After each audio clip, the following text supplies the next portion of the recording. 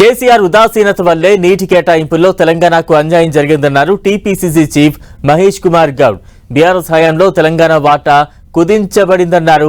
కేసీఆర్ ఆ రోజుల్లో సంతకాలు పెట్టడం వల్లే తెలంగాణకు నష్టం జరిగిందన్నారు. కేసీఆర్ నిర్ణయాల వల్లే బనకచర్లకు జీవోలు వచ్చాయన్నారు మహేష్ కుమార్ గౌడ్. బీఆర్ఎస్ ప్రభుత్వమే 10 ఏళ్లలో ఎన్నో జీవోలు దాచిపెట్టిందని ఆరోపించారు.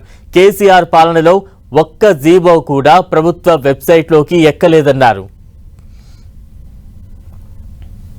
వాళ్ళు చెప్పిన లెక్కల ప్రకారం కేసీఆర్ హరీష్ రావు గారి యొక్క ఒక రకంగా చెప్పాలంటే ఉదాసీనత వల్ల ఆనాడు సరైన రీతిలో వారు మన వాటా గురించి అడ్వకేట్ చేయకపోవడం వల్ల, పోరాటం చేయకపోవడం వల్ల 300 టీఎంసీకి సంతకం చేసినారు. మనకు రావాల్సిన వాటా కుదించబడింది.